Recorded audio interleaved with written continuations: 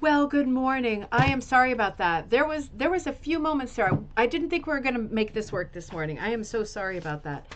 Hey, good morning, everybody. Welcome back to Ribbon Candy Hooking. I'm Deanna, and it is great. It is great to see you, especially this morning on a crazy morning, trying to get Jocelyn for an X-ray, trying to get her to the pediatrics area, the right part of the hospital where they tell you what suite it is, but not what floor it is, trying to get her back here and get her to school with her note and everything else. It has been, whew, I am a hot mess. Look at me. I am a hot mess. Let me pin my hair up here and let's get ready to do have some fun times and reset. I didn't even have time to make a coffee yet so I could sit and have sips in between the show. It's just been one of those days. I know you know those days too. It's not just me, is it? It's all of us. We all have these crazy days. And then I literally was dropping her at the school with the note ready and the X-ray and everything else, so there's no issues there. And I get a jury summons for next week. It's like seriously, seriously, it's not going to happen. It's not going to happen next week, that's for sure. Oh, happy Monday, everybody, and welcome back. We had a great show on Friday night. We were looking at this book. I have Lynne Stein's other book, and I know that we've looked at it before. I should have had it with me while we were talking about her new book, Hook, Prod, Punch, Tuft. So this is what we were talking about on Friday night. We're getting excited about all of the techniques in this book because Lynn is British, right? She's British and she's going to be on the show soon. We're figuring out what day would work for her to come live and talk to us about this book, her last book, her life's work. But you know, the British tradition of rug making is very different than the American tradition, and culturally there are still some marked differences. And we talked about that a little bit on Friday. We're back here looking at the book again because Friday's episode took us into so many different little cul-de-sacs and little detours, because it kicked up so many conversations about technique, tools, method, and things like that. And it's bound to, because we're talking about a book that includes an unprecedented amount of techniques in one book. And we're talking about techniques that are sometimes more familiar in the UK than they are here in the US, and about all of these interesting differences. There's lots to dig into in a book like this with so many techniques and so many beautiful projects. We're going to return to the conversation on this book and just finish out. Gosh, we only got like halfway through last time. We're just taking a survey, right? There's hundreds of beautiful color photos in here. There are tons and tons of projects. It's a very high-end book. And we're only scratching the surface because there is so much to dig into. It's also a large book at, what did we say, over 150 pages. So it's a large book as well. So we're just scratching the surface until we make that date to meet with Lynn in person and she's able to come on and answer some of your questions. But let's conclude the conversation that we started on Friday. I feel like we went down so many rabbit holes and it really was so much fun. But we did lose track of the book at one point. I want to kind of conclude the conversation so you know what is in the book. I know a lot of you ordered the book over the weekend. There should be a link for this book in the description of this video. So if you're thinking, oh, where did that come from? There's a link in the description of the video. So you should be able to find that. Linda B., good to see you in New Jersey. Beautiful late summer Monday. That's right. We're not actually at fall yet, are we? We are still... When is it going to be fall? Now I've got to know. Let's see. Is it going to tell me on the calendar when fall actually is? First day, no, that's first day of Hispanic Heritage Week. When is fall? When is the first day of fall? It's September, isn't it? Gosh, I don't know. Of all the things it tells me on my calendar, things that, like, honestly, I just don't need to have on the calendar, they just stress me out and you can't delete them. Knowing when fall starts would be one that I would be really curious about knowing. Robin, great to see you. Good morning from Wisconsin. Still summer there today in the 80s, and you are so ready for fall. When is it? I'm ready for it too. Cheryl, great to see you. Good morning. Gorgeous fall. Cape Day there. 70s coffee, banana bread. Oh, you have such a great figure. How are you able to have nice banana bread and not have repercussions from that? I had that thought this morning. Yesterday we went to the Big E, which is the big exposition. It is the largest country fair in this part of the country. And it is the fair that I judge the rug division at. So remember, I posted a video in our group, which is Rug Hooking and Punch Needle Club on Facebook. And I said, I did a video saying, I'm here at the Big E. This was maybe a week or two ago. I was judging the rugs that were there. And I said, as soon as I can, I'll come to the Big E, do a video showing you the rugs that were there. But I didn't want to obviously show anything before the show opened because that wouldn't be fair to the Big E. Although I wish that there were so many people just waiting to see the rugs that it would be a spoiler. I'm not sure that that is the reality, but still, good form, right? Good form. So we ended up going yesterday. And I have to say, I don't know if you've been to that particular fair or I took a beautiful video and it's on private still. I'm just changing the thumbnail because it's just a very random thumbnail. And then I'll put it on public right after this video so that you're able to watch it. I think I found most of the rugs because they put them into vignettes with the other decorative arts and crafts. It's the arts and crafts building, the New England building. And, they put the rugs in like they have in past years with the quilts. They create little vignettes. It's almost like a little room. And they theme stuff out. And it looks really nice because they'll have like my heart's beating so fast it hurts. It's just been a busy morning so far. They'll have like a fall theme and somebody knitted a fall sweater, like a fair isle with maple leaves or something. And then they've got a very fall looking hook rug and a very fall looking quilt. There's like dozens of those in this one building. So the rugs are mixed in with the other decorative arts and crafts, which makes a nice viewing experience because you kind of take in dolls and lace and shawls and skeins of yarn and even jars of marmalade and things like that because they've got the jarring, and the canning is another one of the categories for juried competition. So we went and did that yesterday, and man, I will say on the plus side, what a lot of beautiful stuff I saw in that building and how nice and cool it was to be indoors. And I suppose it's my own fault. It looked like the weather said it was going to be in the 70s all day. It was the hottest day, I'm not even going to say of the year, I'm going to say of my life. And we were outside with very precious little shade and water costing $6 a bottle. I had brought, and they check your bags and stuff, right? So you don't smuggle stuff in.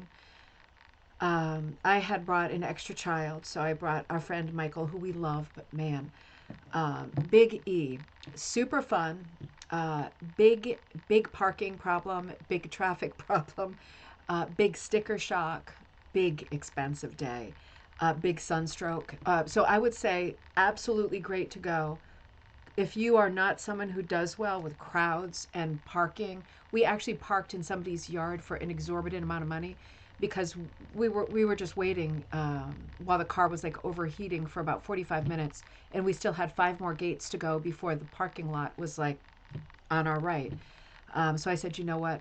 Nothing in this world is worth it at this point. We ended up parking somewhere in someone's yard, and crossing their palm with silver, and that was that. So you have to be the kind of person, right, that goes out and does these big events. I do wish that we had gone in the evening. We should have gone in the evening, and we should not have gone on the weekend. And how did I not know that? I just thought, oh, look at my calendar. It's crazy. It looks like a shooting gallery. Let's go to the Big E. I had yesterday open. Let's go to the Big E. And I'm very glad that we did, I guess, because I got this great video, right? And we kind of finished that conversation about what kinds of rugs are at the Big E. Would my rugs go good in a country fair, whether it's the Big E, which those rugs can come from anywhere, or my local show, right? Somebody posted in the Facebook group over the weekend, besides country fairs, what are the best places to show your hooked rugs? It's kind of a tough question because it's a bit of a leading question, isn't it? The answer is only Sauter Village. And I usually don't talk about Sauter Village because I typically don't participate. And I'm quite different philosophy-wise than, historically Sauter Village, although the leadership is changing quickly. So it is a bit of a leading question because it's like the answer is, well, there aren't a lot of places that are known places where people do submit their rugs, right? Their hooked rugs. Having said that, we constantly have book projects at Ribbon Candy Hooking, constantly. There isn't a day of the year that you can't jump on board with submitting your hooked rug or any kind of handmade rug to Magpie Times magazine, which is a quarterly. The haunted rug, we're closed off on that. I'm actually looking at submissions and shaping next year's Halloween book, which will be called The Mystic Carpet. The Rose book is gearing back up again under Barbara Cornish's leadership. All of those 30-something patterns I did earlier in the year, a rose a day for the month of March. Remember that? And there are 2 other active book projects that are about to ramp up as soon as I send the Haunted Rug to press. So here within our brand, there are always opportunities to get your rugs published. As far as shows, right, this is a very small craft, and we don't often see rug hooking. That's a great reason to follow suit with so many people who've come before on that Facebook page and set up your own library show with hooked rugs. Buddies in the neighborhood, you want to give the shout out in our group, Rug Hooking and Punch Needle Club on Facebook. Hey, does anybody want to participate in this show? This is how it works. This is what's happening. Sometimes, occasionally, like earlier this year, I saw the hooked rug exhibit at a gallery. That's a little bit different because when you have a gallery show, the gallery needs to make money, so they expect everything to be for sale because they need to make their money back. Since it's not a free storage space, they actually need to sell the stuff on the walls, move it out, get ready for the next installation to come in. So there are places where you can go to exhibit your rug, but the most common place for sure is the local country fair. And if there's more and more of that, and there's more awareness of what a handmade rug looks like that is not a woven rug, then there will be more and more opportunities. The places, the amount of shows, where we're seeing specifically handmade rugs, those instances will multiply as people become more familiar with what rug hooking is and get involved with it, and there's more rugs to pick from, and there's more people doing it, right? It all multiplies.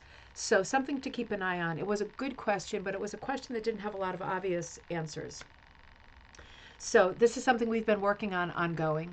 But of course, the big organizations, Solder Village in August of every year, ATHA, which just recently announced at their convention in Texas that the next iteration of their, which will be biennial because now it is happening 2 years later, will be in Salt Lake City, Utah in 2026. Something else to look forward to and to keep an eye on what shows they're doing, what projects they're doing. Check in with your ATHA Guild to find out where are we going with the next ATHA, what's happening, what are we pointing toward and leading toward, because there will be opportunities in there for you to make stuff, submit stuff, and participate at that next event too, right? It is a little ways off, but man, time goes fast. And let's not forget about Tigger. Tigger is coming up too. Tigger is the International Guild of hand-hooked/handmade rug makers. And it is more of an international group. There are a lot of Canadians, also Americans, also Europeans in that group. So it's a very different group. And of all of the structured organizations, I have to say Tigger is the one that I feel the most aligned with. And I will be going to the Tigger conference because there is more of a sort of foundation of traditional rug hooking, rug making, and more variety than we tend to see at the other events that revolve around rug hooking specifically. I do consider myself a rug hooker first, but I love the other forms as well, and I love talking about the other forms as well. So so I'm following all of those conversations, and I hope you are too in our Facebook group. That reminds me, another thing I want to stay on top of before I drop the ball more, boom, boom, boom, boom, boom, boom. Tomorrow night is our book club meeting, right? The Indigo Girl, Natasha Boyd. I have to finish listening to it. It seems like just yesterday I said, I'm going to put that book cassette on pause because I'm afraid I'm going to listen to it and it's not going to be fresh in my mind. No, I've got to listen to 7 hours and 40 minutes today, so I'm ready for tomorrow. But the Zoom information for that is in the Facebook post. And if you know the book, have read the book, and want to participate in that conversation that will be recorded about the book, this month's book club called The Indigo Girl, again by Natasha Boyd, and you're not on Facebook, send me a message to ribboncandyhooking@gmail.com, and I'll send you the Zoom login so you can log in and participate in that conversation if you'd like to. That will happen tomorrow night, Tuesday the 17th at 8 p.m. Eastern Standard Time. So I will be with you for that. Did you all notice I put up that new class, the seasonal sampler, right? It is specifically an autumn and Halloween class geared for people who like primitive and traditional, right? So a little different than the straight on design like classes, right? And I'm synthesizing that one too. We'll put out a newsletter tonight. The next design like will be designed like the 20th century photographer, right? So we'll be talking about the relationship in the next design like between photography and rug composition. So that's coming up. That'll be available for purchase later today as soon as we get that product fine tuned.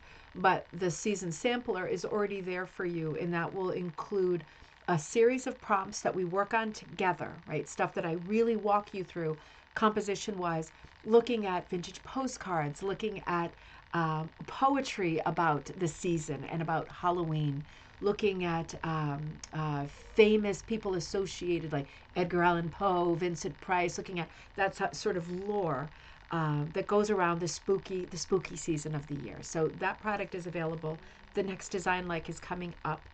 So there are things popping up on Ribbon Candy Hooking as well while I put together the last bits and pieces of the Haunted Rug book. So all of that is happening. Karen, great to see you. Good morning. Eating your breakfast with me on this beautiful morning in Black Forest, Colorado. I'm happy and great to see you. Kathy, great to see you. Good morning in New Hampshire, sneaking in a few minutes to watch. Oh, it's always good to see you. Kirsten, yay, Monday. That's the spirit. Let's hear it. Did anybody used to be a cheerleader and have that cheer? That's the spirit. Let's hear it. I'm not feeling it right now. I'm not feeling it. I need to practice the spirit. Dave, great to see you all set with your coffee. I am jealous. That's the first thing I'm going to do when I spring up later. Catherine, great to see you too. Good morning with all of those leaves falling. Kirsten says the Ribbon Candy Hookin' virtual Zoom hook-in will be tomorrow. Thanks, Kirsten. That's important. Tuesday, September 17th at 11 a.m. Eastern Standard Time. Look for the link. Wait a minute, scrolling down.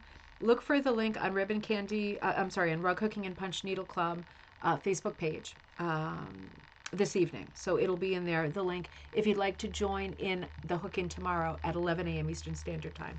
What a great way to spend some time and get some work done, right? Ryan, great to see you. Happy Monday in Fort Worth, Texas. Oh, I hope you have a fabulous week. Peace and love to you too. Sending lots of love. And okay, everybody's catching the info about the link. Carla, great to see you. Lisa, great to see you. Cameron, welcome back. Great to see you. We're in fake fall currently. So true. It is scorching. I wish we would have gone to the ocean yesterday, seriously, to go swimming rather than be outside all day. I honestly think we spent probably close to $200 on food. And when we left, I was hungry because I just could not spend like we just could not do another meal there. It was incredible. Like, I will pass on the fried dough for $10. I will pass on the $6 water. I will crawl across the heated parking lot, digging my fingernails into the asphalt, trying to get my way back to the car so we can stop at Cumberland Farms and get like an iced tea that doesn't cost a fortune. You just get crazy sticker shock.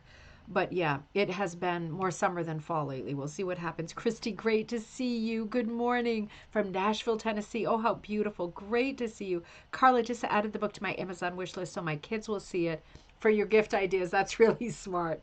That's a great idea. Big eating. Oh, God, yeah. And Carla says Texas still hot and muggy. Oh, God, I bet. Judy, I must be naive. I can't imagine what people would smuggle into a fair exhibit. Well, water, mostly water, because it's like one round of water for 5 people was $30 just to drink a bottle of water. But yeah, if they would allow you to just take water in so you didn't expire, that would be amazing. But the larger question, what else would people who are not maybe completely well smuggle into a fair? I'm thinking it would be lots of things that they shouldn't have in there. Yeah, good point. Texas here too, still muggy. Oh, God. Well, let's see what happens next. It's nice and cool. It's nice and mild right now in Connecticut. We'll see what happens next. This is my favorite time of the year, but it is the time of year where nothing is for sure. I have an open suitcase on the bedroom floor. That's decorative, right? Because I'm just not sure. Like, it has a few bathing suits in it in case we still go swimming in the ocean. Which is entirely on the cards at this moment. And it's got some fall stuff too, like heavy cardigans in case I'm freezing cold when I go out in the evening and I need to run a crazy errand, you know? It is that time of year. Geez, that should be illegal to gouge people. I know. I think that too. I really thought that. I thought, what is it going to take? Like a fatality for them to say, here's a booth of water for $2 a bottle. They'll still be making a profit, right? Just to make sure that people are like, okay, you know? So strange. Well, you know, after we did the Friday show and we were talking about Lynne Stein's book, we did the Friday show. Do you remember the part where I was saying Linda Schultes Hoffman had just sent me this little scrap of fabric? And she said, I don't know what backing this is. And remember, I took out the hook and I put a few stitches in it, just holding it like this and hooking it. And it hooked up great because it's got a little bit of stretch. I woke up, guess what time? 3:14, because it always is. I woke up at 3:14 in a panic and I thought, oh my God, I wonder if this material, which we don't know what it is, and it's very hard to tell by looking at it. It looks like cotton. It could be a polycotton blend because it's got a nice polish to it. Hard to tell.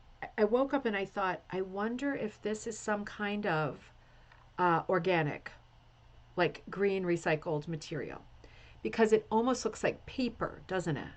Do you know what I mean?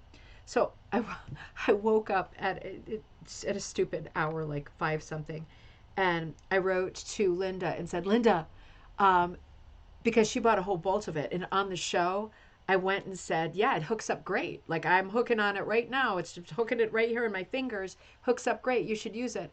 And I woke up and I said, Linda, just check before you start hooking something important. Cut off a scrap like this and put it in the water. See if it disappears. Because if this is like some kind, it could be some kind of material that's super biodegradable, like at a high speed. And if that's the case, this could be a really questionable background to use. How long would it last if that is the case? I don't know.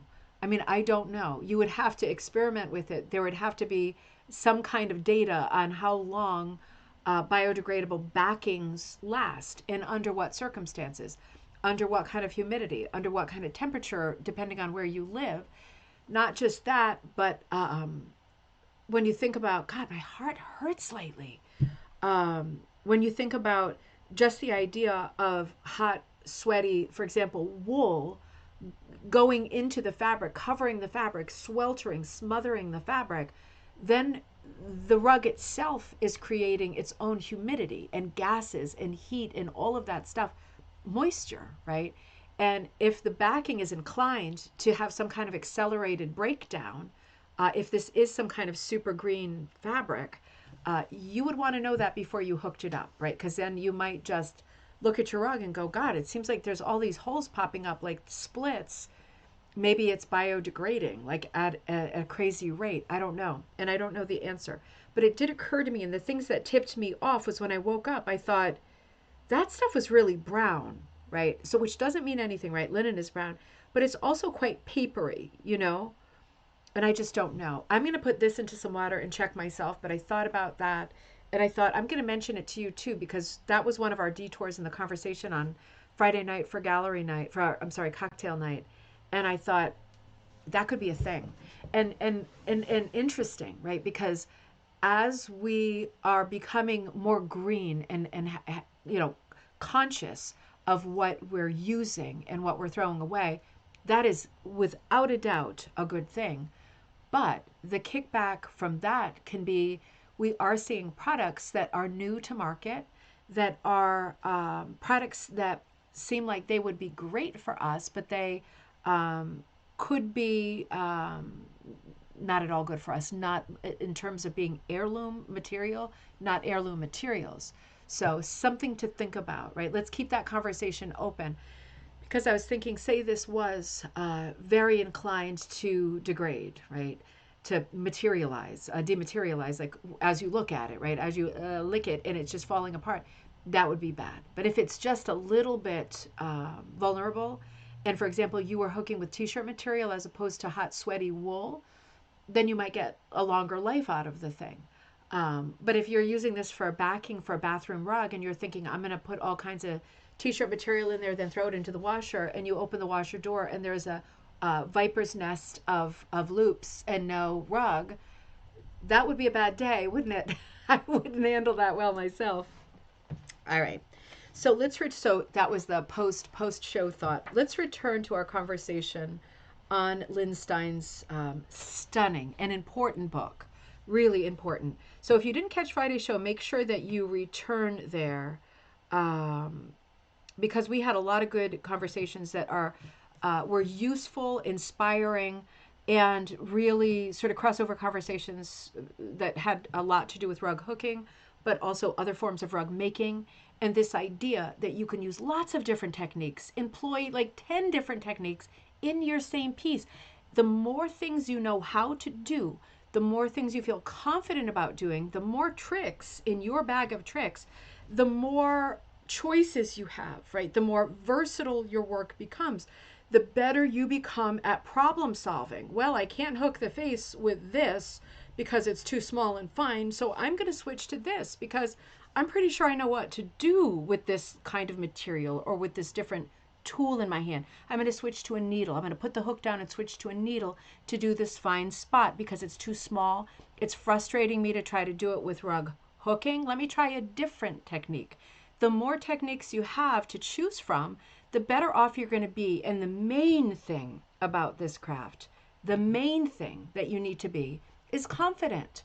Whether you stick with rug hooking forever, whether you are a very technical rug hooker and your loops are perfectly even every time and that's the way you like it, or whether you're a person who's like, I've only got 9 techniques in this rug, let's go for 3 more, right? I'm wild and crazy, that's my style, right? No matter what kind of a rug maker you are, being confident with a thrift craft like this is number one, right? If every move that you make, you need to talk to a teacher, right? And I am a teacher, and that's how I make a good part of my money. So I hope that you still come to me sometimes. But at the end of the day, the more, and this is the goal of every teacher, right? That students will become more independent and be able to figure stuff out, that you set up the people you teach in a way that they are confident, they know where to go for answers, they can figure stuff out, not because you don't want to be paid anymore, because obviously you do, but the goal is for people to learn, figure it out, and get onto a footing where each person knows what they're doing and can figure stuff out, and come back for certain classes here and there that are different, and also, just being companionable, supporting the brand, thank you, all of that. But it is important for people to feel more and more confident about choices they're making and to say, yeah, I'm going to use a different tool to do this part. It's just not working out. I can either put it away in the closet and file it as a UFO until the end of time, or I can try something different. And since I can think of 20 other ways I can do the same thing, let's go for something different, right? And finish this thing out. So that's one of the great things about this book, is it reminds you that there are lots of different techniques that you can go to, right? So you don't back yourself up into corners and get stuck with your pieces, right? Before you think, uh-oh, I'm done. I'm triggered and I'm done. Before it goes that far, right? And I'm the queen of that, so I know that feeling. You say, well, wait a minute. Okay, wait a minute. This is not working. This is not working. Reset. What else? What else can I choose, Carla says, as a quilter, I pre-wash my rug hooking is with old t-shirts, upcycling for my projects. I love that style of rug making. That is the original way. That is the super thrifty way. And yeah, great point. Thank you for reminding us, Carla. Absolutely. If you're making rugs and quilts and you plan to wash them, everything has to be pre-washed. Because if you're thinking, I'm pretty sure that these t-shirts were from Goodwill, and I think that they were pre-washed because they smell fresh, and I'm putting them into my Monk's Cloth 100% cotton backing, or my 100% cotton rug warp. I'll wash the backing, right, because it's cotton and it shrinks and it's done shrinking. Things shrink at different rates, right? And if you've ever bought like a pre-shrunken shirt, you know this story. I know, I don't want to pick on any one brand, but I used to love the Lucky brand, and they're super expensive, but they're at TJ Maxx, right? So not always expensive. But I used to get their t-shirts a lot, and I realized like that and maybe it was a fluke, but they just kept shrinking. Like it was fit me great, and I thought, oh ho ho, look at me, and then wash it, and then it's like, oh, look at me, and then it's like, And I'm like, okay, so this shirt is all done. I'll give it to Jocelyn to wear, right? And she's almost too big for them now. Things can keep shrinking. You want to be really short. Wash everything together. Wash everything together so that you know when you wash it, pre-wash it, and then you make your rug and it should shrink at the same time. Everything should be shrinking, if it's going to shrink a little more, together, right? So make sure all your bits and pieces are washed according to your dryer, the way washer and dryer, the way that you do it, right, and not someone else's. Because if yours is set to a slightly higher temperature, it might shrink a little bit more. Wash everything. You don't want to play that game, right? Jessica, great to see you. Hello, you just joined. Love learning and trying new things too. I know you are one of the people who stand out in my mind. You are one of the people who like to try everything, right? You even more than me. I like to try some things. You like to try everything. I think that's a great frame of mind to go into rug making with. This is the last project we looked at on Friday night, and this was so lovely. Embroidery hoop project. The sort of disgruntled girl. So cute. Funny portrait because it's not the typical cameo face, is it? It's like a little bit like, why won't you buy me an elephant's ear for $10? Which I did yesterday, but it is painful. It's more of that kind of a face, kind of digging in a little bit face. But what a cute project. And in this book, Lynn really shows you how to finish the projects too. She's not just giving you the pattern and saying, good luck with that. Let me know how that comes out. She's showing you everything, right? So it's going beginning to end. All of these projects are really well explained. For example, this is the one we're going into next. And let me just show you how the book looks when you open it, right? So for me, this is the right amount of what I need to know, right? She's got the frame clipped on the thing. We actually did a project like that. Do you remember last winter, the Magdalena tote bag? It was the same thing, but I don't know if that product is still in stock. I put one of those small window pane comb frames in it, and same exact thing, just to make the thing taut. You could also do it with a quilting hoop, and then work right directly into a pre-made bag. A lot of pre-made bags are made from burlap, colored burlap, or other wovens that you can hook or punch directly into. If you're a puncher, right, you can turn your bag inside out, right, because you're punching on the reverse. But you could punch right into denim or duck or twill or any of those really tight fabrics, thicker, tighter fabrics. Interesting project to begin. To begin this episode. Hold on one second. Let me just come back. Tote bag, and this looks like it looks like it's punched. Let's see. So she says you will need sheet of thin white card, pencil, paper, scissors. So she's talking about cutting stencils, and I just showed you in the page layout, she shows the shapes of the stencils that she's done, and then she says a jute tote bag, lightweight, unlined. Has to be unlined. That's the kicker, right? Because when it's lined, you can't get in there, right? You can't get in there. Particularly as a hooker, your hand can't get in there and feed the fiber, the yarn, or the strip up because it's lined and the lining is in the way. So that's an important part. So she goes through, it is a punch project, and she's using the Lavore punch needle with a punch needle threader. So she's using, the Lavore can do like very, very fine punches. It's one of those punch needles that comes with different heads, right? So different sized shafts. So you can do very, very fine or much thicker, going from more of like a Russian punch, a large Russian punch size, to more of a traditional punch needle fine, like that kind of a range. It is a good needle. If you look it up on Amazon, you'll see it definitely has its pros and cons. But in one of the pictures, she is using the Oxford punch as well. So she looks like she's outlining, yeah, she is using the size 14 Oxford punch later in the project. So she's using two different punch needles. Of course, with any of these projects, you choose what you want to do and what you want to use, right? If you want it smaller, you stick with a smaller, finer worsted weight punch, or you do something with a mini punch, but not into jute, right? That wouldn't be a well-matched backing for that tool. But you decide what tool you want to use, and maybe that's putting the horse before the cart. Maybe you first need to find the bag, right? And then you decide.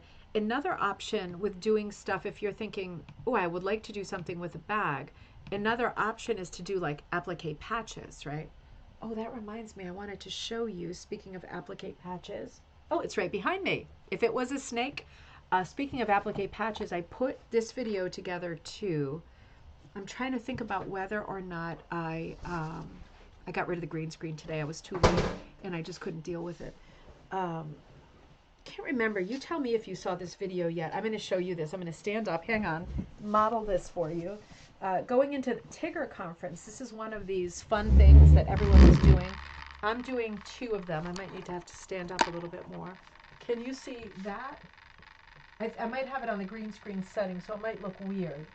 But it's the witch, and I have her attached to the central panel of the jean jacket. It's just a vest, and then I kind of did all of this stitching. I'm still going to do a little bit more just to give it some kind of continuity, so it wasn't just the panel on the back like random. There was like a little bit of stitching in other places. I'm not sure if I posted that video yet. Anyway, the reason I mention that is because I want to remember to be sure that video is up. And I'm doing a second one now too for Tigger. I want to. Some people have like 4. I think there's at least a couple of people who did 4 jean jackets for Tigger. That makes me feel very competitive. Like I would like to do more, but 2 is it. 2 is absolutely it. But what a lot of fun, right? And essentially, this is a patch, right? It's an applique patch. So when we're looking at Lynn's bag and saying, okay, so if the bag is jute and you can hook into it, in theory, you could punch into it, right? It really depends on how tight the weave is. We talked about that the other night. How coarse is the weave, right? Because that'll dictate the tool that you can use to be successful. Oh, thanks, Judy. The stitching is like lamb's tongues. Yeah, because the pattern, and this is one of the patterns in the Haunted Rug book. Spoiler alert, this is one of my patterns in the Haunted Rug book. But this one is called Take Me With You. And she's got like a crow on her sort of half hat. And it looks weird because of the green screen, but there's a bunch of lamb's tongues around the edges. So that's why I did some stuff with the lamb's tongues on the coat too. But essentially that whole panel is a patch, meaning an applique. So if you're thinking yes to the bag, but I can't find a bag, sorry, I'm trying to get it back on the chair. Whew, that tired me out. If you're thinking I want to do the bag, but I can't find a bag that has an appropriate backing for me to be able to do something, or I'm only finding bags that are lined, think about the idea of decorating a bag, but doing it as an applique, right? Because then you're just finishing the edges, sewing the edges down or under, and just stitching it on like a patch, right? We used to use patches all the time. Speaking of cheerleading, right? They had all of these mini punch patches at the cheerleader store when I was a cheerleader. Can you picture that? With like the megaphone and everything. It was like a mini punch patch. And my mom would buy the patch, or they would force you to buy the patch. And then the mom or dad, I'm being sexist, would just have to stitch it onto your white sweater. Because everybody wants to wear like a wool sweater while they're in the sun cheerleading, right? Obviously. But I mean, we had all of those patches for the jackets, for the front of the jacket, the back of the jacket, the front of the sweater. And, back in the day, everybody fully understood about patches and how easy and fun it was to have these high pile punched patches and to put them all over your clothing. And you can still do that with your clothing, like this jean jacket or like a bag, right? Same idea. I saw some more bag comments. And Carla, you said something else about, yes, you were talking about the making the rugs with the t-shirt material. And you said, I've even hooked with white and then block printed with fabric paint. That's amazing. Now, you block printed, did you do like a wood cut, like you carved a block and stamped it, or like a potato with that kind of thing? Interesting. That's an amazing technique. If you ever think of it, take some pictures of a project like that and send them in for gallery night, because that's the kind of idea people would love to. Some people need to see it to click it, and I think people would love to see an idea like that. That's really smart. Great idea. Yep, and Judy says right there, oh, I'd love to see that. Carla says, old-fashioned carpet bag. Sounds so fun. Old-fashioned carpet bag is a great idea too, and that actually is an easy one, because if you think about it, this is a video I should really do. I have one of those. Gosh, I wonder if I can run to get it. Let's talk for a second, and then I'll think about whether I can run. It's basically a rug, right? Like a made rug that's folded in half. And the sides are stitched, right, like an envelope, right? I'm not talking about the Mary Poppins carpet bag that's shaped and has like a pronounced bottom. You can get like just a small kind of tote carpet bag out of a regular sized rug by folding it in half, stitching the sides shut, even putting a little piping in there. And then there's all kinds of hardware and handles at craft stores online that you could buy to attach with simple sewing, right? That works great too. Lots of options for making your own bag. Stitching is like lamb's tongue. Okay, yep, Judy, lamb's tongue sounds very interesting. What is it? Lamb's tongue is this. I'll show. I better not do my jury thing, right? Just in case. Let me get a piece of paper. Lamb's tongues are the scallops. So lamb's tongues are just this. And they come in lots of different ways, right? Original lamb's tongues rugs. You've got a bunch of these little guys going around, and they were called pen wipers. And you would rip one off when someone wiped the edge of their, ink pen on it, and you take it off, wash it, re-sew it back on. But in rug hooking, lamb's tongues are a big motif, and sometimes they have almost like a rainbow of arches in them. Sometimes they're done in an irregular pattern, so not like touching each other, around the border of a composition with gaps in it, more like that, right? One here, one there, like the piece I had with just lamb's tongues in different places, not all the way around like a frame. It's just a motif that has become kind of synonymous with traditional rug hooking and is a great easy motif to use. Carpet bag class, yeah, maybe that's not a bad idea, because you can find the handles and stuff. That's a great idea, and like all kinds of colors too, like leather handles and all kinds of colors. That's a good idea. Interesting. Karen says, very cute. You should stitch a crow or witch's hat on the chest pocket. Yeah, and maybe I will in the future. I'm sure it won't be before Tigger, but I do love that idea. I love that idea. That would be fun. Carla says, Judy lamb's tongue. Okay. Yes, please. Yeah, that's a great idea. We could do that. That's really easy. You do see them, and sometimes you see, I know in some places more than others, at antique store, vintage stores, thrift stores, you see carpet, you see rugs, right?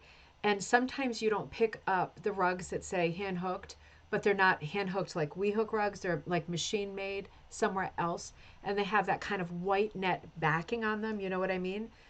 That is a good kind of a rug to pick up to turn into a carpet bag because it's already got a liner. You know what I mean? We don't have to add a liner. If you're turning your hand hooked rug into a tote bag, you want to be careful about the back, right? The backs of the loops. You want to be careful that you put your glasses, your pen in there, and it doesn't start pulling loops out. So you want it to be lined. But if you think about it, sometimes I see in the distance at a store one of those hand hooked rugs. It's really not, but I still love it and it's beautiful. For example, the Claire Murray's. So I love it and it's beautiful, and I think, I'm not going to get it because I don't need it, right? I don't need to spend the money on it, and it's not really what I collect and what I do. But that's a perfect kind of a rug to grab from a thrift store to make a carpet bag, because then you don't have to add a lining. That net totally protects the back of the rug just the way it is. One less step, right? One less step. And something that size that folds over is great for whatever book you're reading, a notebook for your sketches, a couple of pairs of glasses, 2 or 3 of those, certainly your phone, right? Packet of tissue and whatever else you put in there. A couple of granola bars get you through the morning, right? Perfect sized bag for something like that. Yeah, that makes sense. All right, great. Let's come back over here.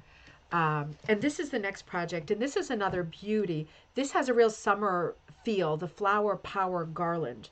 But Lynn rightly says right at the beginning of this chapter, this is a project chapter, this idea can also be adapted for a Christmas wreath using different fabrics and colors, and perhaps substituting the butterfly with cinnamon sticks and candy canes for a more seasonal feel. So true. She's also saying you could add on a corsage or a lovely brooch, several different floral patterned fabrics. These are, for her, this is all charity shop finds that she put into this specific wreath that she attached to a hanger, right? A hanger that she bent out of shape. I hardly ever see, these wire hangers anymore. And I love to find them because of crafts. I don't use them in the closet anymore, but I love to find them because just pulling it open like that, well, there you go. Bob's your uncle, right? You've got your hanger right here, and then you've got this whole body, it's reversed, to be able to put your materials on, right? And she's showing you in this chapter, she's creating some parts that are on backing, like a burlap backing, cutting them out like applique style. If you're used to doing stuff more like hand sewing, like yo-yos and crocheted flowers, I put some crocheted flowers into the last magpie, things like that, then they don't need to be on a backings, right? So some could, others not. Lots of variety there. Lots of variety. And I'm going to skip over some projects. I'm certainly not showing you most of the projects that are in this book because I want you to be surprised. But I did have this one in the show because this, I know that this isn't for everybody, but this really is a very striking and original idea. We do see a lot of headbands, but not with rug hooking. This is called, Lynn is calling this is in a chapter with hair accessories, and there are others like barrettes and covered hair combs that are hooked and made on like a burlap backing. This is one of them. This I thought was just shows how different Lynn's examples are in this book and in her last book. Very different, right? It's not the low-hanging fruit. She's coming up with stuff that is very, very unique. Wrapping a headband, right? Wrapping a headband with the red yarn, which is done here, and then creating this quite three-dimensional piece, right? Almost like a small fascinator, but without the hat component, right? It's different. What, like, I don't know what to even call this. It's so different. It's so striking. It kind of functions as a small hat, but it is actually a headband, and it has a big like felty pom pom in the middle that probably was dyed and is the same color. It's got some plaid ribbon. What a pretty accessory, for winter, right? Something for those people who like something that really stands out, is striking, and other people would look at it and say, oh, that's really different. I've never seen that before. It's hard to think of things that you can do with a rug hooking backing that are substantial enough that you can use them as accessories. I think that's why the denim jacket has been so popular, because it is something everyone has, like a jean jacket, no matter what color it is, right? Mine is a vest. My other one has short sleeves that I'm doing. Everybody has heard of a jean jacket and has the ability to find one, right? And the back panel is going to be shaped a little bit different, but you don't really have to strictly go with the lines of your back panel. I did on Take Me With You, but you don't have to, right? So it's fun when you find or think of something that you say, now that's a rug, that could be done as a rug hooking accessory, and it actually makes sense. Because I'm not going to name anything in particular, but sometimes I see people do things and I think, that is a square peg in a circle hole. That is the most impractical and certainly uncomfortable garment, for example, that I've ever seen. That makes no sense at all. Sometimes it's like trying too hard to make something just to say, like, this is an example of rug hooking and I'm wearing it, right? This is one of those rare occasions where there is something like really cool and different that it is substantial enough that you look at it and go, oh, I like all materials, the way that they end up. What is that? Like, how did you do that? It's a great idea for a project that is also a great vehicle for showing your rug hooking and talking about your rug hooking in a context that's not like bizarre and uncomfortable, right? So it's hard to think of those, That's why handbags are another one, jackets are another one. I'm always thinking about, with my background in costume, right? My degree in designing and making costumes for the theater. I'm always thinking about like really centuries old garments that are no longer in style. And I think about different kinds of things that people used to, at different times in history, wear around their neck and over their shoulders, kind of like a dickie, but different forms, right? That have come in and out of style over the centuries. Always thinking about those shapes and thinking, gosh, could that be something neat for rug hooking? I know in the 1980s that was done a lot. You would have like a little sort of inset that could go over your dress, almost like a tabard kind of a thing, but like short, like a dickie, and be hand embroidered and stuff like that. And that was popular in the 70s and 80s when I was growing up. But those kinds of things have seen less popularity in more recent years. Also, it's hot when you hook something, it's hot. So thinking about things that would make sense that don't look particularly ecclesiastical, right? Like shawls and things like that are heavy, and it's hard to think of those things. It's great that Lynn thought of something new that was super cool, that is something that you could wear and talk about. Carla says the wreath is so festive. Yeah, absolutely. And Carla says old lampshade would also work great for circles. That's a great idea. Old lampshades would work great for circles. Let's think about that for a minute. You know, I have seen people in these decorating stores, like super sort of hip stuff, using lampshade skeletons, so just the wire frame to a lampshade, in all kinds of ways. And I do think about, I know this isn't what you're saying, Carla, that just the circle part makes sense. I'm always trying to think of ways to make rug making and those empty lampshades work together, because that would be fantastic.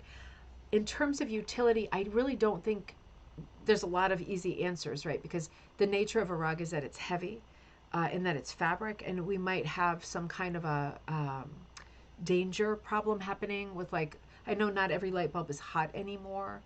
Um, they don't necessarily go together, right? Because a rug, in any, no matter what you're making it with, unless it's all like tulle, maybe that's the answer, um, is by definition not transparent. But something to think about, because I do see beautiful lampshades, and when I see them, I buy them, and I have a bunch of them in the basement, old ones that I've ripped like the fabric off of. And what I do with them, which has nothing to do with rug making but is fun for decorating, is I tie like strands from top to bottom of like Halloween fabrics and tulle and things like that in Halloween colors. And then when we have Halloween parties in the backyard, like Jocelyn's coming up, I hang them from the trees. And there's like dozens of lampshades from the trees with just a little bit of fabric on them, but you can still see the frame of the lampshade, because sometimes the frame, it looks like so mid-century modern, or some of them are square, some of them are wacky shapes, some of them are like circles, like lanterns. It is fun to decorate them. And if we can take that even further and talk about rug making techniques and combining them, even as like a hanger, right? Even as like a something to look at, not necessarily something to light. Interesting. I know that's not what you meant, but it sent me down a crazy rabbit hole as usual. Um, so in this book, she also talks about techniques that we rarely talk about. I know in my first book, I did a chapter on locker hooking because the publisher required me to do that.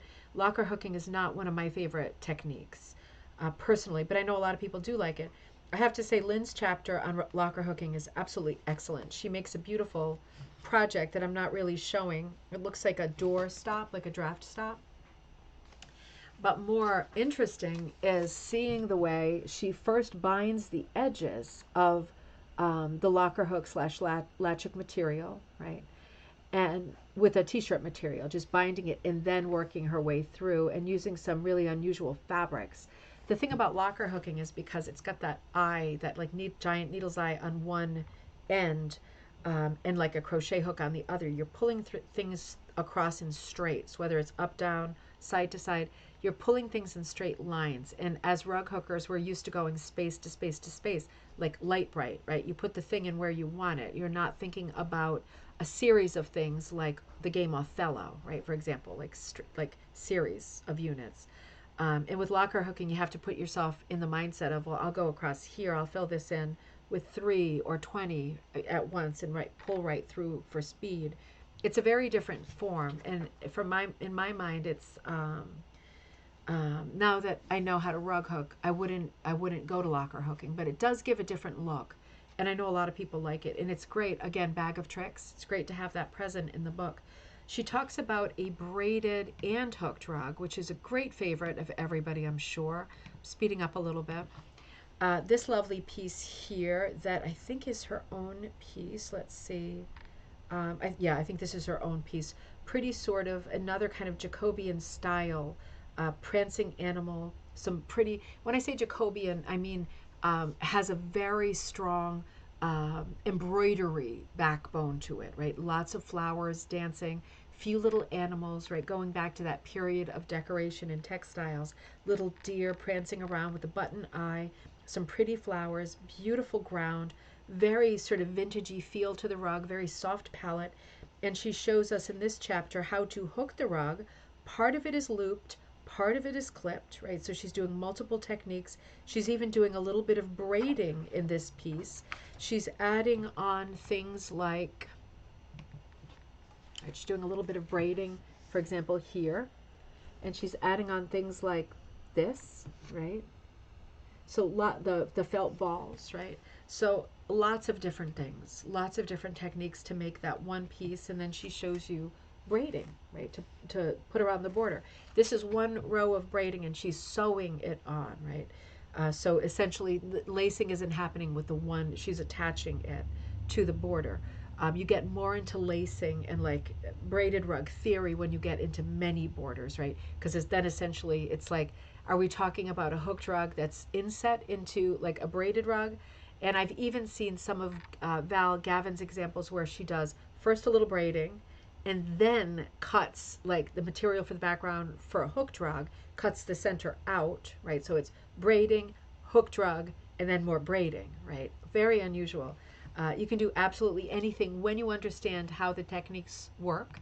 You can do absolutely anything. So this chapter was on essentially braiding and hooking. Uh, um, Strong emphasis, obviously, on hooking. This is a really cool chapter. This one is called It's a Wrap.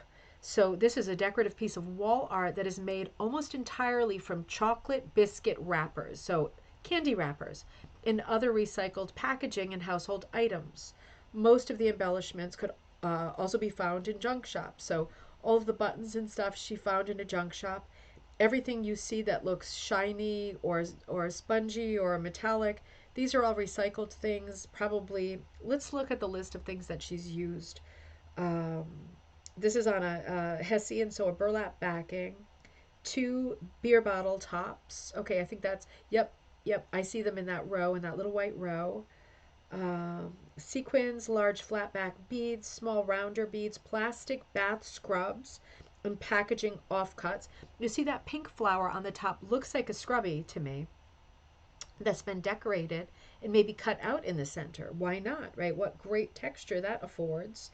Assorted threads, small fabric remnants, iron, old towels, printed foil, chocolate and biscuit wrappers, black plastic bin liner. So I think that black background is a trash bag. Colored and white plastic bags, plastic mesh fruit bags, right? That's something you see a lot in Europe and less in the U.S., but I'm sure you know what I mean. Um, Latex adhesive spreader. Okay, so she's putting glue on the back, assorted safety pins, drawing pins, staple gun, nonstick parchment. Lots of materials for a piece like this because it's an eclectic piece that's made up of lots of different techniques and lots of different materials. So, for example, she's showing us her very organic drawings when she gets started. And then I'm just going to kind of move you across, and the green screen is on, I know, but showing you all of these different materials and techniques that go into it. It really is like a sampler, many different techniques. I think I see like, maybe that's a bag. I thought it was a latex balloon for a minute, and I've hooked with that. Those are hard to hook with.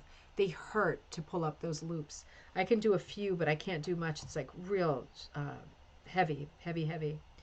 I'm going to skip over some of these because I don't want to show you everything. There's a beautiful tea cozy. There's a beautiful necklace. And then we hit this Mizzy Mazzy runner, which is more kind of in our sweet spot too. Mizzy Mazzy runner. Mizzy Mazzy is the British way of saying hit or miss. So kind of here and there. You use the bits that you've got. But in this case, it's not hooked. It's proddy. So you can see by the big, chunky, kind of pixelated finish to it, it's chunks of material. It's big, rectangular cuts, either pushed through or pulled through, depending on the tool that she used. And yeah, a lot of fun. Those felt balls. She loves to add baubles and things like that, and it's really gives it such a sort of world look, right? Like you go to these stores that have like gifts from around the world, gives it that kind of look. There's so many different things in there, evoke so many styles, so many feels, right? Lots of information in this chapter on doing Pradi and getting all of those bits and pieces through that burlap backing. Later on, I'm moving forward again because, again, tons of projects in this book. Stitched Scribbles wall hanger.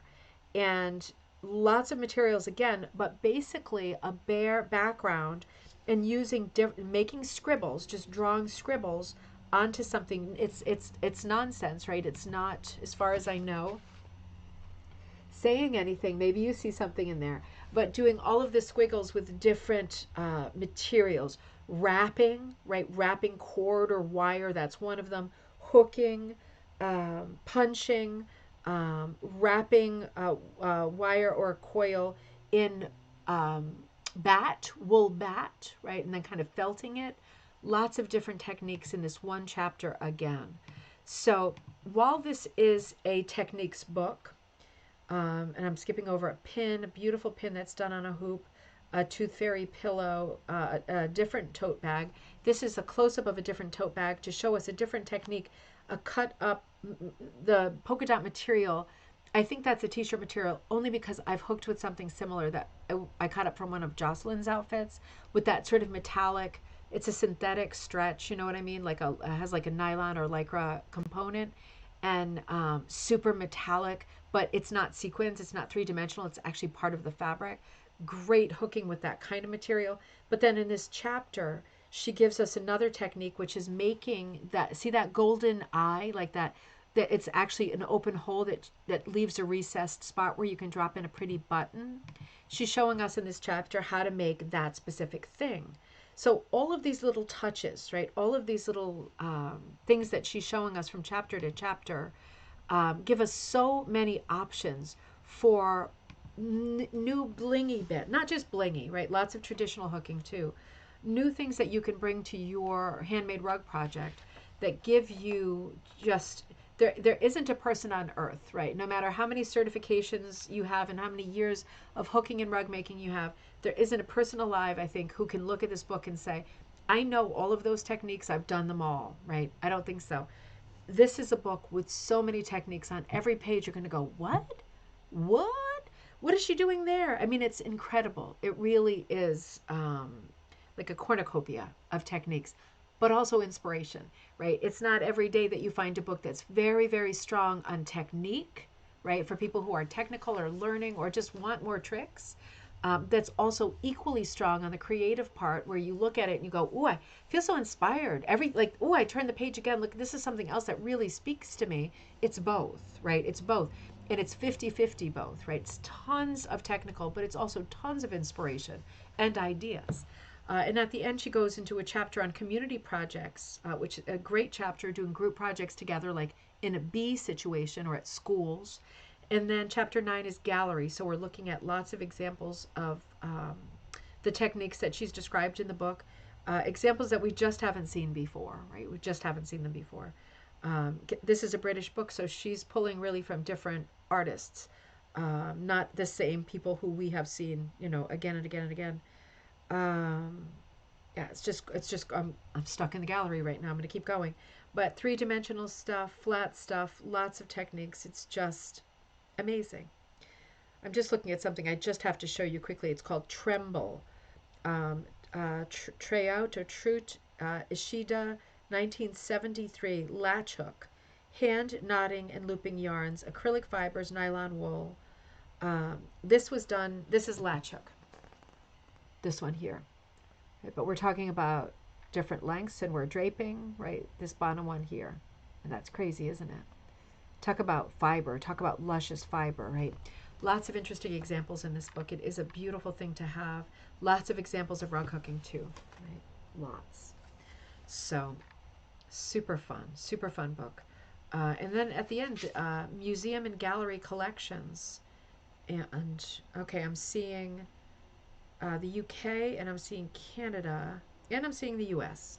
Okay, so this is this great universal book in terms of the scholarship and the compiling of this book. It reaches well across at least the rug hooking or the rug making cultures of 3 distinctly different places. And I'm seeing Australia also, so we can add at least 4, right? It really shows you where the kind of pulse of modern rug making is, and it's all in this book. It's just a gorgeous book. I'll reach out to Lynn again, maybe in a week. I'm busy right now, and she's busy right now too, but I do want to get her on the show. It'll give you time to get this book if you want, and log on when I do set up a time with her. I'll give you lots of advance warning. So if you do have the book, you can go through it, and you can ask questions while she's live with us about her techniques and all the projects that she's got going.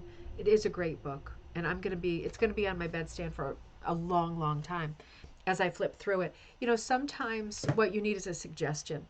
Sometimes you're stuck on your piece, or you just don't like your piece, and you don't know why, you don't know what's missing. You're so negative, you've gotten so negative about it that you can't think about it objectively. You either don't have a group around you or trusted people around you to bring it that you trust. They'll give you a good answer, some good ideas. And you're reluctant, you hate it, you're at a point where you hate it so much you're reluctant to talk about it or show it to other people, right? Because you don't even want to have that conversation. Sometimes you get into those places, and sometimes you get into those places often, right? It's great to have books like this that show you lots of different techniques, because sometimes you don't want someone else interfering. You don't want another opinion, right? You don't want to defer to someone else's great idea. You want to figure out what to do with your own piece on your own time and in your own way. And a book like this really helps if you're that kind of a person. I know I'm that kind of a person. Sometimes you just flip through it and you see something and you go, okay, a golden ring that's like crocheted around the edge that leaves a hole in the center for an eye. Okay, something like that would make sense. That'll save me all of, you can't fall asleep because you're trying to solve problems with your pieces. A book like this really helps. It just shows you 100 things at once. And it might be that one of those things can help you with something that you're at a weird speed bump on right now. And you think, thank God I looked at that page on this day. Otherwise, I would have been stuck indefinitely, right? It's great when that happens. And these books with lots of techniques are great helpers in that department. Just keep them fresh, keep them handy so that you keep circulating ideas, right? And keep being reminded of stuff over and over. I know at least in this family alone, say something naughty, different people need to be told different things a different number of times. So, for example, I'm going to share that my husband needs to be told something, I'm going to say on average 5 or 6 times. Jocelyn needs to be told something about the same number of times. Weirdly, Teddy, who is my autistic child, he needs to be told something once, and he's good. Everybody's different. And I'm sure someone has an opinion on me too. Oh, Deanna, well, she needs to be told something 25 times. Maybe that's not the case. But maybe he would say that was the case. But you see what I mean? Every person needs to be reminded of stuff different amounts of times. Sometimes I forget that using a locker hook or using a latch hook is a possibility. Thank you, Lynn, for reminding me about so many different techniques that you can use. It really is generous to have so many in one book. I will be back with you on Friday. I'm going to be working like a demon, putting together the Haunted Rug book. And I am already I'm putting stuff into chapters for the next book as well. I have more to tell you on that, but I can't share everything yet. I'm firming a bunch of things up that would make it possible, fun, and smart for us to be celebrating with big Halloween projects 2 years in a row. So I'm working on something larger, and I'll let you know as soon as I can, and I've ironed out some of the details. But this book is huge for me. This book is huge. And if I lay it out the way that it is, we're looking at a 300-page book. And to be honest, I have to figure out how to cull it a little bit, because at this point, if I were to publish that book, I will actually lose money publishing it. And then it's like, goodbye, ribbon candy hooking. It was nice while it lasted. So I'm trying to be smart about that and get everybody's great ideas and great work in there, represent lots of everybody, and use pieces that you all hurried to make for this book. There's just a lot of pieces in this book, and a lot of pieces I wasn't expecting. So yeah, it is a 90% pattern book, right? You'll never find this many, really. You'll never find this many beautiful, original Halloween and autumn patterns in one place. Whether you are a rug maker, cross stitch, a knitter, a crocheter, and any craft that you do that you can use a line drawing for inspiration or for the actual pattern, this book is going to be for you. It is the ultimate Halloween bumper book. So I'm working on that like crazy and trying to make it as perfect as possible while I get orders out and deal with regular life. And hopefully I am off the hook with jury duty, because I do not have the time to devote the next week to that. So I will be working on that stuff. You can find me at ribboncandyhooking@gmail.com. If you are already working on a project for the next Magpie is printing right now. So those will be here in the next few days. I think I'll be shipping as soon as they arrive. This time we did the timeline a little different because Judy, my partner, felt like she needed a little more time putting the magazine together. So we gave her the time to make it perfect and put it together so she wasn't having palpitations. And so we're on a we slid a little bit, and I'm sorry about that. We're going to try to figure out what the ultimate timeline is. This is our third issue, right, this year of Magpie. We're trying to get it put together perfectly in a set amount of time where she's not rushed and stressed, but we're also trying to balance that with giving you as much time as possible to work on your content for the next issue, right? So it's hard to get those things to align, and we're still figuring that out. But that is now in print, right? It's printing now, and it'll come to you as soon as I have it. They'll ship the same day. But if you have an idea for the next Magpie, which is the winter edition, the theme is Marshmallow World, anything winter, you can send a message to me. Let me know what you're working on, just so we don't have, for example, 3 people working on a crochet feature for that article, just as an example. So let me know if you have some great ideas. I want to hear your great ideas. I want to know that people are working on the next issue of Magpie as well. We always have over 100 pages of content with Magpie. And it's great that there's that much interest. You publish your stuff, your ideas, send in your winter pieces for the gallery. We always want your stuff in there. Everybody represented in there with their great, not just rug hooking, but fiber projects, ideas, patterns, things that you want to share, great things that you've come up with, right? They belong in a magazine, right? So make sure you're sending me that stuff at either ribboncandyhooking@gmail.com or magpietimesmagazine@gmail.com. Both of them come to me, but magpietimesmagazine@gmail.com comes to me and Judy and Shannon Carter. So we can go through stuff and start sorting things out for the next great issue. I don't know what we're doing on Friday night. Let me just check that date before we log off. But we are doing something, that's for sure. Yep, we are free on Friday. Saturday, I'm going to the Hook-In in Naugatuck. Naomi's hooking. She is Ravensgate Primitives. So she is having a Hook-In on Saturday in Naugatuck, Connecticut. I will be there with some books. I will be there hanging out. I might bring some patterns. I might bring some Halloween patterns to sell. I'm not bringing a whole stall, but I will be there with a few bits and bobs. And if you will be there too, I will see you there. But I will see you before that on Friday night for cocktail time coming up on the 20th at 7 p.m. Eastern Standard Time. Book club tomorrow night, 8 p.m. Eastern Standard Time, Tuesday. The Indigo Girl by Natasha Boyd. I will see you